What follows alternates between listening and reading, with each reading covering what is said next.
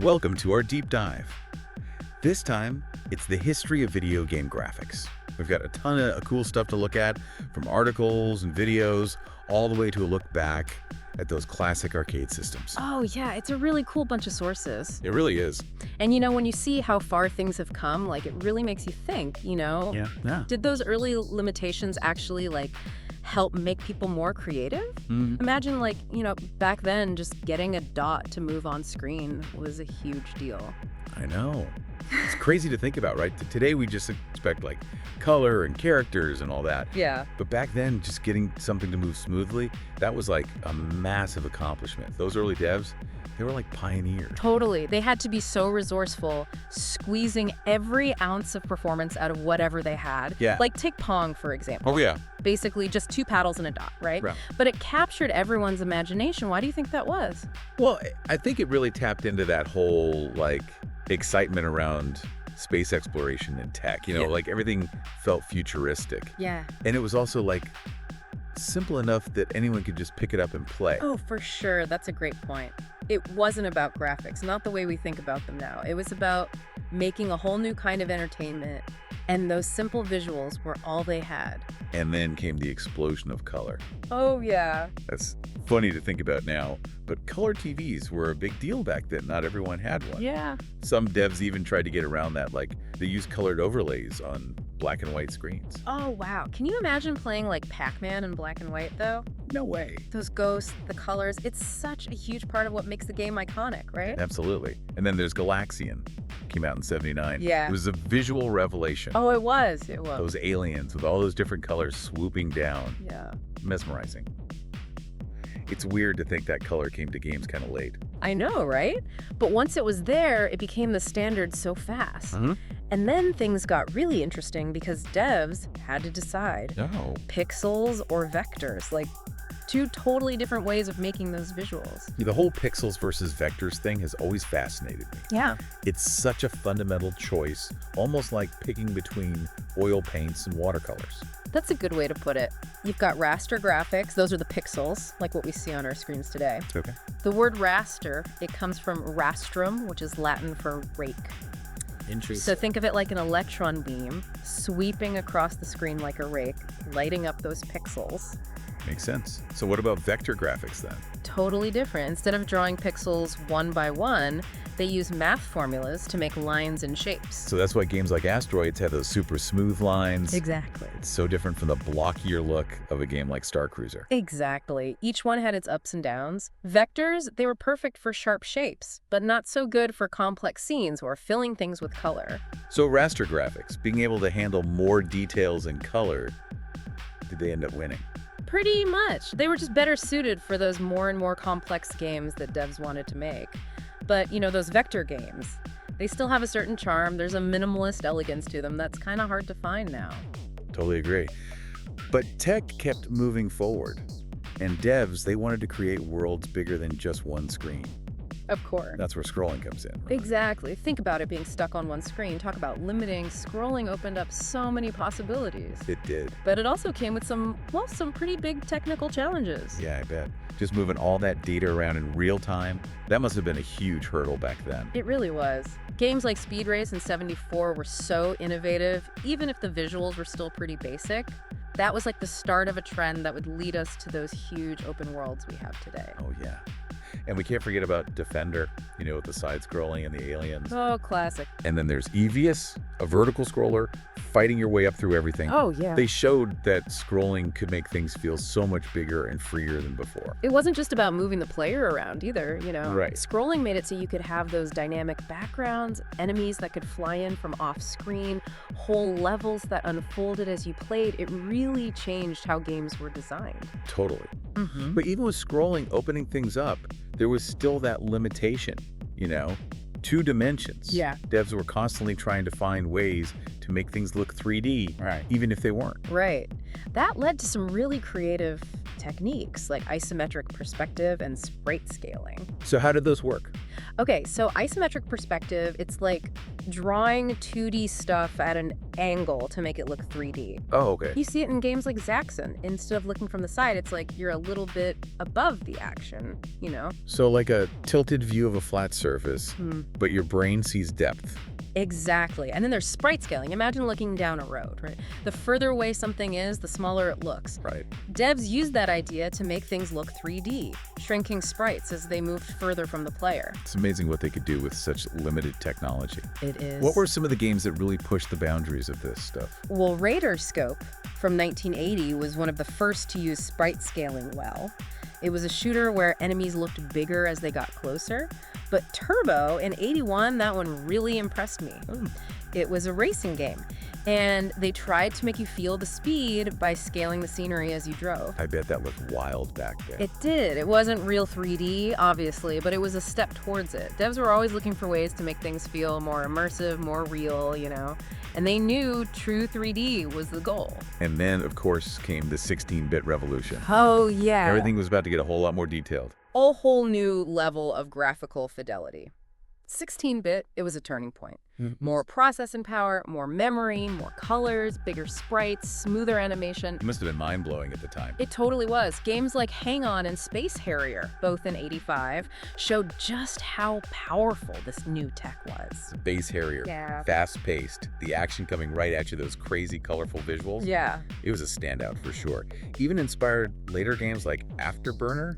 Hard to believe those games were running on arcade hardware. Amazing, right? And we can't forget about Dragon's Lair. Oh, Dragon's Lair. Laserdisc technology to make basically an interactive cartoon. Stunning for the time, even if the gameplay wasn't that deep. Yeah, Dragon's Lair is a perfect example of devs pushing limits, even if it meant using entirely new tech. Absolutely. And you know, as amazing as those 16-bit arcades were, something else was happening that would change everything. Yeah. Home consoles were on the rise. Right. So while arcades were still the kings of graphics, consoles were getting more affordable, right? Exactly. They were getting closer in terms of visuals, too. Oh, yeah. Games like Super Mario Bros. On the NES showed that home consoles could deliver those colorful, engaging experiences. Like, they were rivals to the arcades now. It wasn't just Nintendo, though, right? Sega's Master System, the Yeah. Atari 7800, they were pushing things forward, too. They were. This was huge GE, you know, because it meant those amazing visuals weren't stuck in expensive arcade cabinets anymore. They were coming home. Exactly. And that was a big part of why gaming just blew up. It also helped to fuel the whole golden age of pixel art, right? Devs were finding all these creative ways to use those tiny squares of color to make these memorable characters and worlds. Oh, absolutely. Early sprites, they might have been tiny, not a lot of colors, but as things got better, they got bigger, more detailed, you know. Yeah. They could really express stuff. Some of my favorites from that time are Strider and Street Fighter II. They showed how much detail and personality you could get into a sprite. Oh, for sure. Strider was especially impressive. Those sprites were huge. They were. That ran on Capcom's CPS-1 arcade board, a real powerhouse. Totally. And Street Fighter 2. Yeah. Revolutionized fighting games. All those characters, unique moves, those animations. Yeah. A visual feast. It brought arcades back to life and spawned like a million copycats. Those games weren't just technical achievements either. They were art, plain and simple. They proved that pixel art could be just as expressive and beautiful as anything else out there. Totally agree.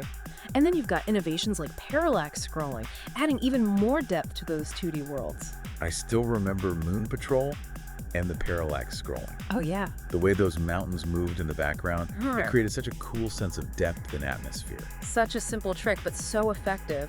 Layering those backgrounds, moving them at different speeds. Suddenly it's like you're looking into a 3D world. And it wasn't just arcades. Home computers like the Commodore 64 were using it too. Oh yeah, in games like. Parallax, for one, shows how quickly it caught on across all these different platforms, you know? Yeah. It just works. And then as we move into the 16-bit era, it gets even better.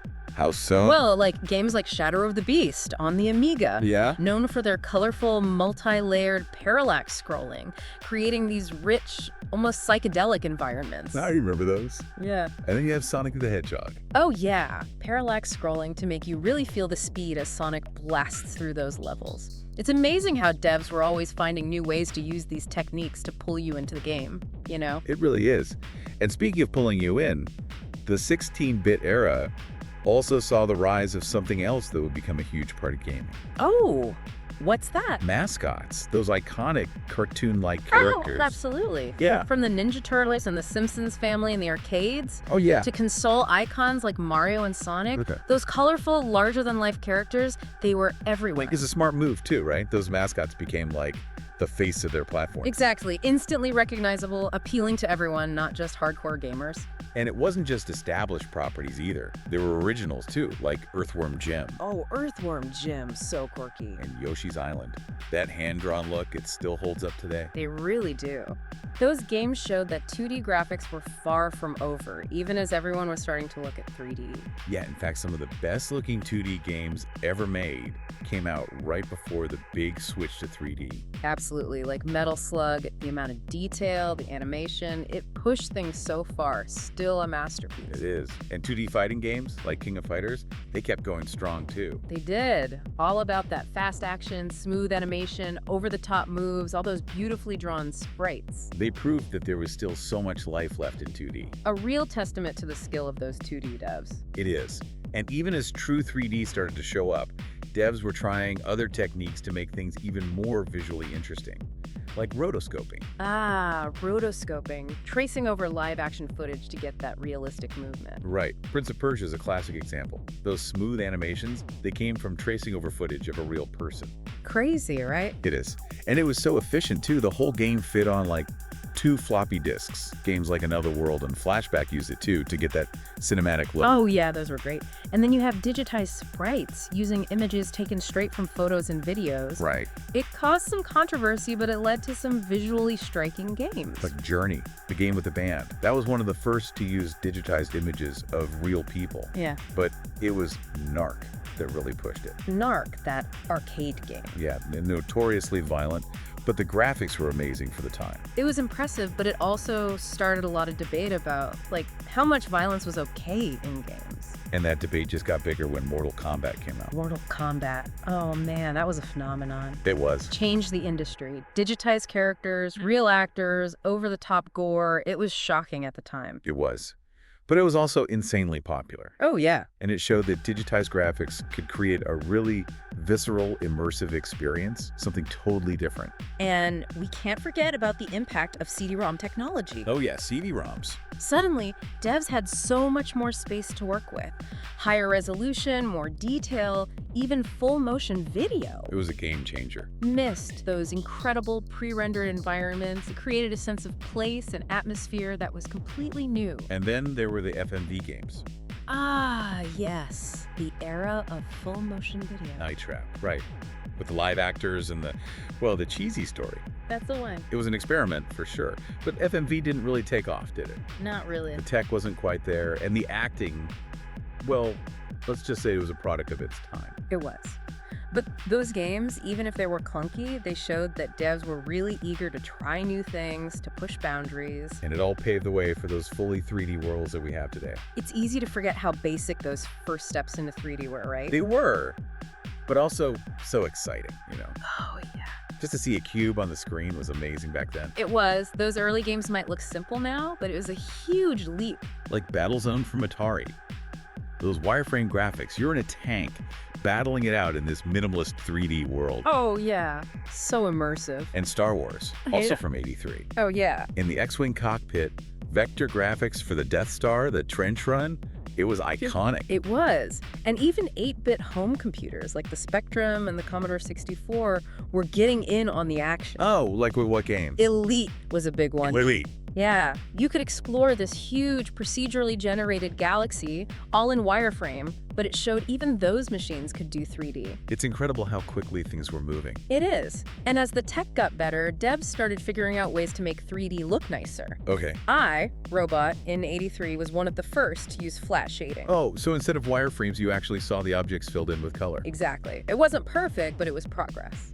Amazing how far things came in such a short time. Those devs were really driven to make 3D happen. They were. And as 3D kept developing, some genres really embraced it, like flight simulators. Flight simulators. They were all about freedom of movement, and 3D let you experience that in a way 2D just couldn't touch. Like what games? Well, you had games like Microsoft Flight Simulator on PC. They were so realistic for the time, even with the basic graphics. And then there was Stunt Car Racer in '89. Oh, yeah. a racing game with fully 3D tracks. So you could drive up and down hills and everything. You could.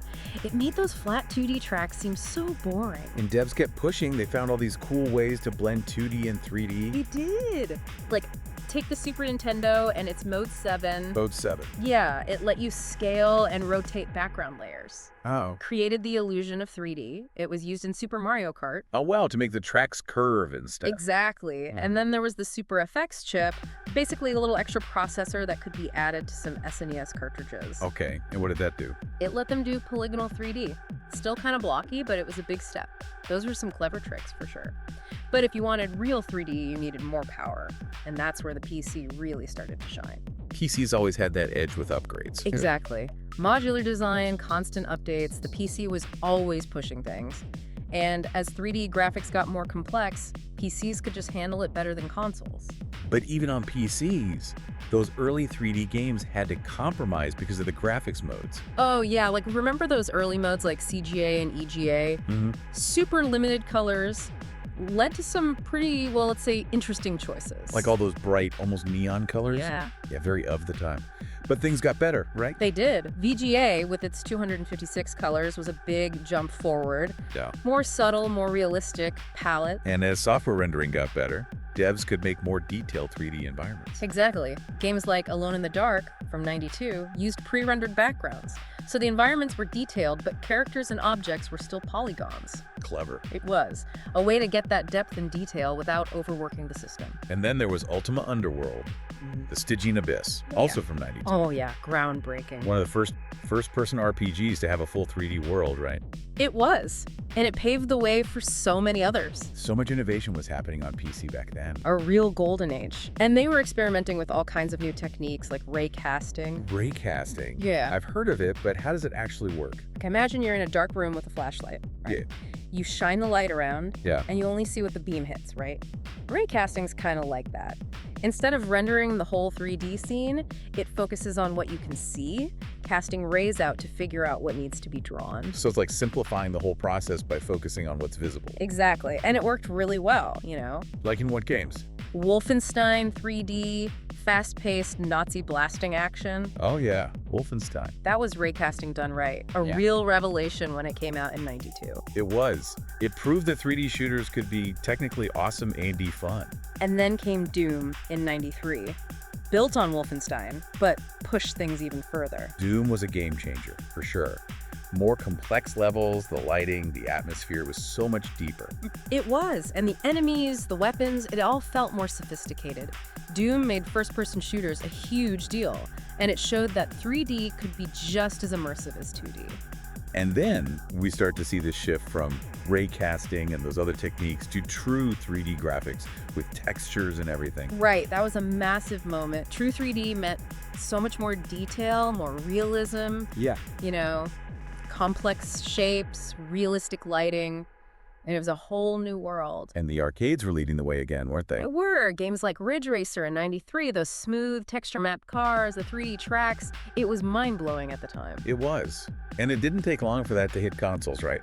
The PlayStation and the N64, they brought true 3D to our living rooms. Exactly. And Super Mario 64 on the N64, oh man, that was revolutionary. It was. They took 2D Mario and made it fully 3D. Yeah. The freedom, the exploration, it was amazing. And Crash Bandicoot on the PlayStation showed that even with fewer polygons, you could still have characters with personality, you know? Yeah. He was charming and looked great, a big part of why the PlayStation became so popular.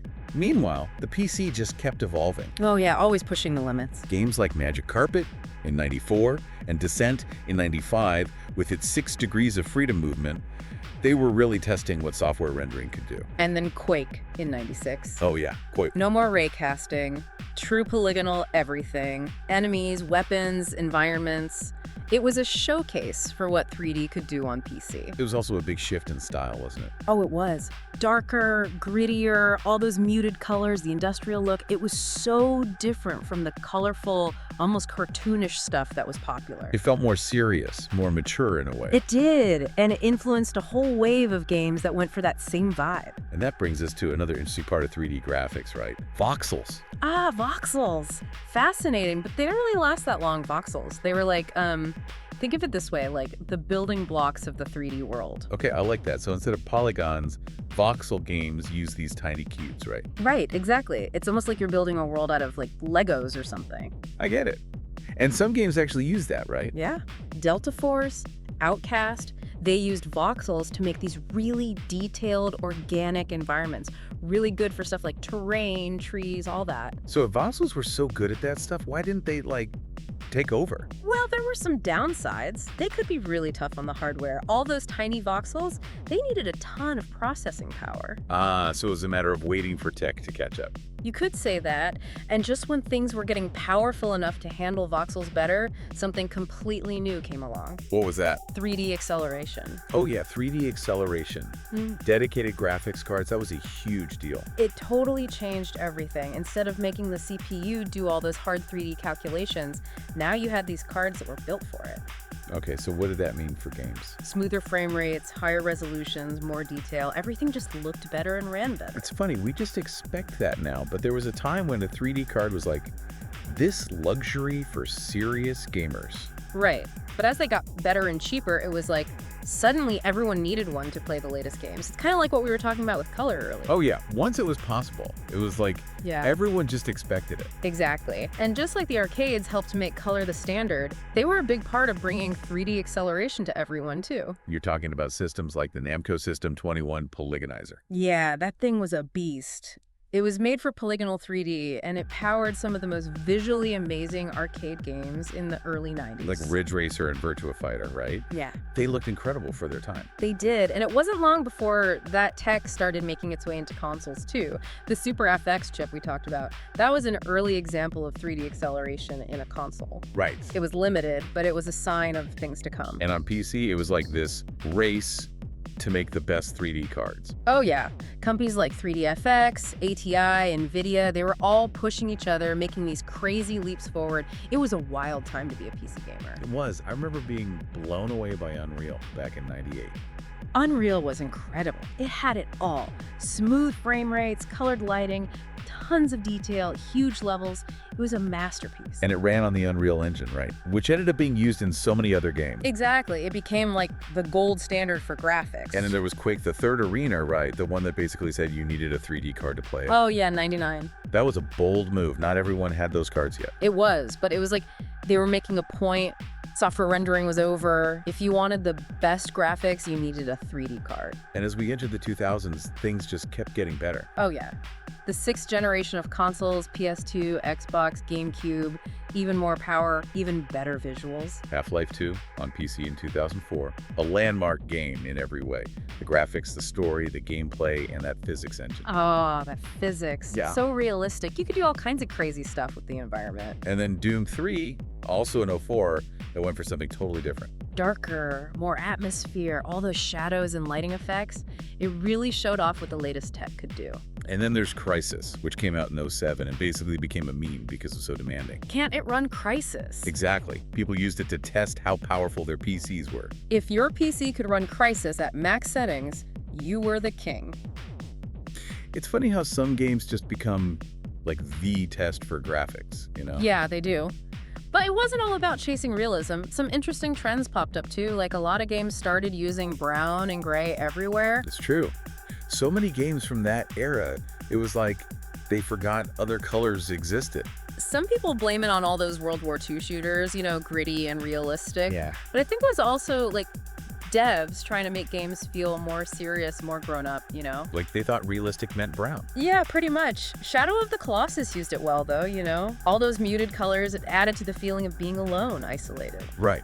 But in other games, like Need for Speed, Most Wanted, it just felt kind of blah. Like, where's the excitement? And then there was bloom lighting. That got overused too. Oh, yeah.